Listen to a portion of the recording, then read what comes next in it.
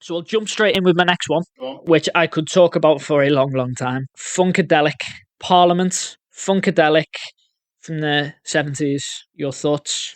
I'm aware these exist, so that's something at least. I know, obviously, Start.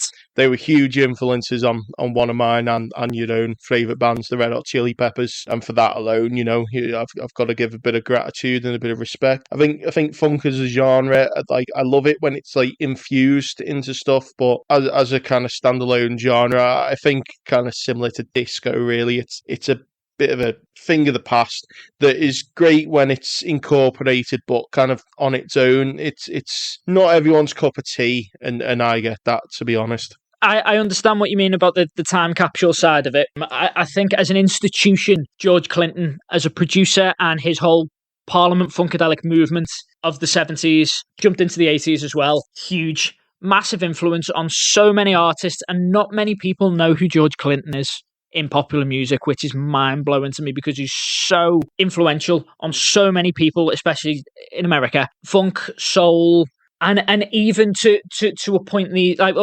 influenced the entire hip-hop movement.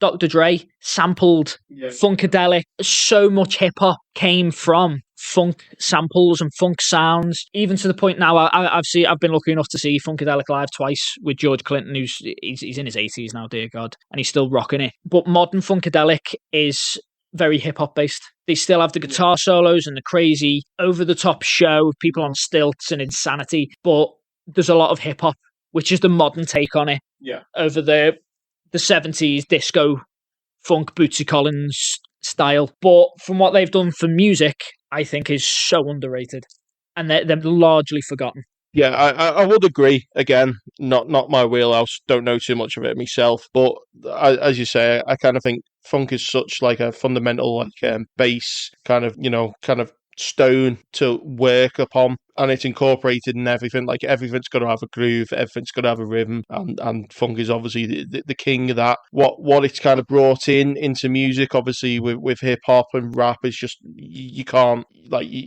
disagree that is just such a massive impact on modern music and how music is today. Dr. Dre's The Chronic album, which came out in the mid-early 90s, that album would not exist if it were not for Funkadelic, because of the amount of samples that were used and were taken. Dr. Dre's earlier stints in mid-80s sampled so much funk. Hip-hop would not exist as it does today without funk. I'm going to